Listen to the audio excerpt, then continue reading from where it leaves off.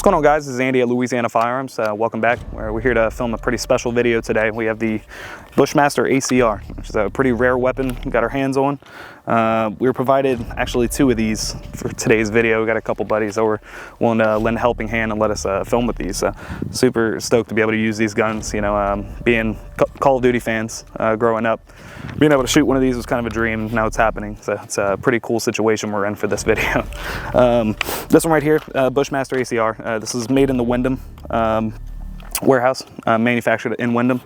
So this is one of the nicer ACRs when it comes to quality control. I wanted to showcase some of the design choices and features that this gun utilizes that was a little different than the traditional M16 kind of style rifles that they were using in the military. So yeah, let's get to the video. I'm super excited for this one. We have 2 of these today. This was from one of our friends, and actually I'm gonna pull another guy in the camera. Why don't you come over here, Charlie?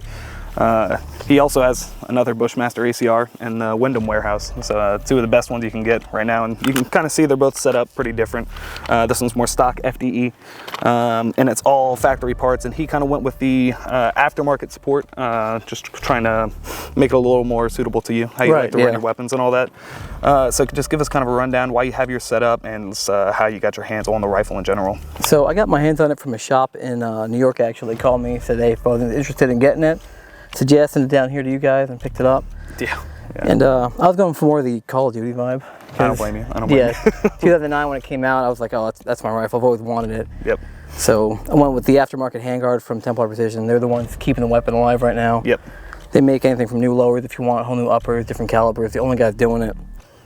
But that's very helpful, trying to keep this gun alive, because I know it's there's a big group of people that are fanboys over this, I guess, including us. And if there's no aftermarket support, it's not going to be great for a weapon that's not manufactured anymore. Exactly. So, I believe Bushmaster and Remington under Freedom Group actually picked up this firearm.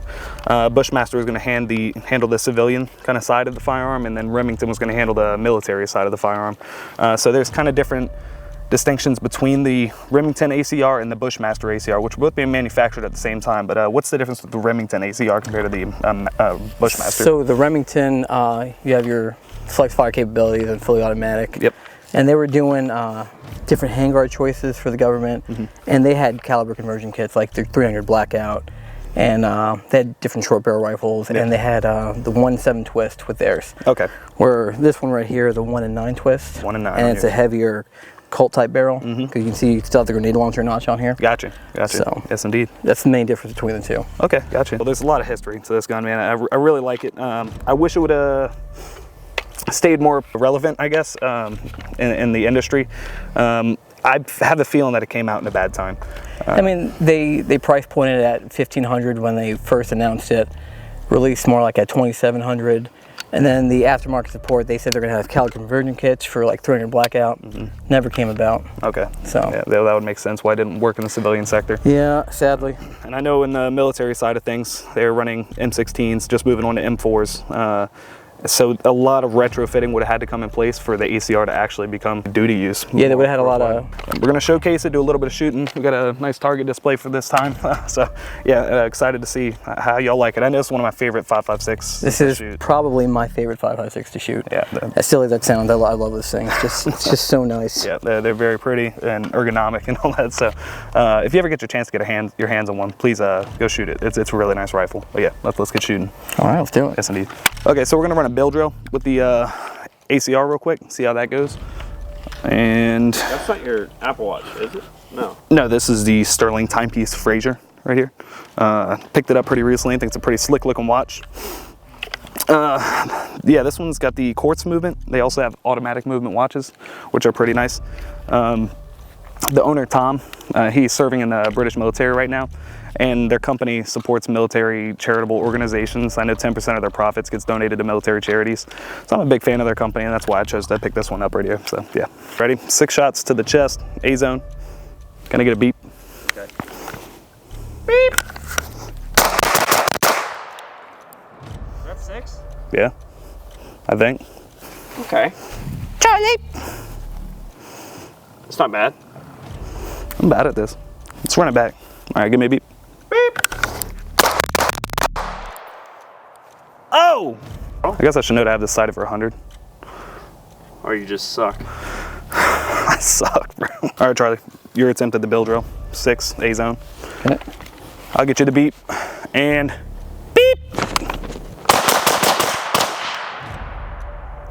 He's so much better than me. Look at this. Yeah. You got a flyer. I got 2 flyers actually right here. Yeah. It's about the length of my hand. Okay. Hey, take some notes. I will. I definitely will. Yeah, we're gonna do the Mozambique. Me and Charlie are. He's gonna hit right target. I'm hit left, but 2 to the chest, 1 to the head. Try to see if we can get our accuracy down. He's gonna be faster because he has a Geisley trigger because he's cheating. So much better. Yeah. Or maybe he's just better. Let's do it. I shot 3 in the chest. I'm low. You are Boom. hard. Boom. Boom. I pulled 3, by the way. I did 3 shots to the chest. You And then went 1 fast, to the huh? neck. Okay. Boom, boom. And then, yeah. Boom, boom. Not bad. We can run it back. Shot another 3, by the way. I'm doing 3 to the chest, 1 to the head. Okay. I got 3 here, and then A. Bullseye, man. So Good job. Okay. I think that was my first. What do I have for? Oh, that's an old one. That's an old one. that's Okay. all. You got. I think this is your group right here. Yeah. And then with that one, Yeah, that's the newest one. Yeah. Better. you're getting there. Getting good. Okay. Okay. I'm gonna do 1 reload 1 on the target to the left right here. So hopefully I'm quick. Well, beep.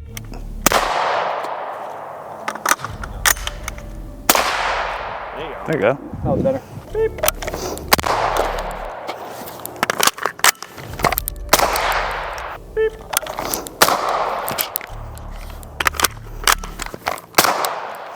That was better. That's smooth. Thank you. That was very smooth. Hey Andy. Andy. Now where'd you go?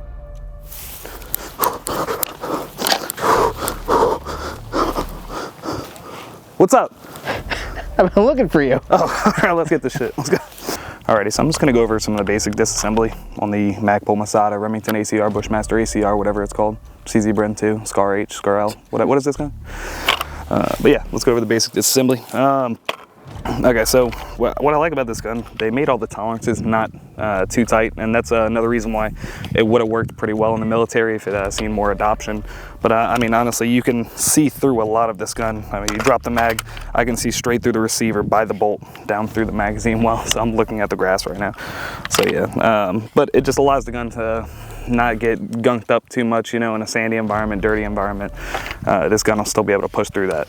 And also the action on these ACRs are like oiled glass. They're very, very nice. So showcase the upper being taken off. It's similar to a 5.56, I mean a AR-15. You got a top pin here, you push all the way through, and then this lower pin here.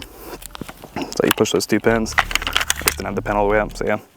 Then you got a sled that comes out, which is a short stroke piston and all that. Looks very similar to an MCX or an AR-180 type design. It's pretty cool. You can drop that right back in.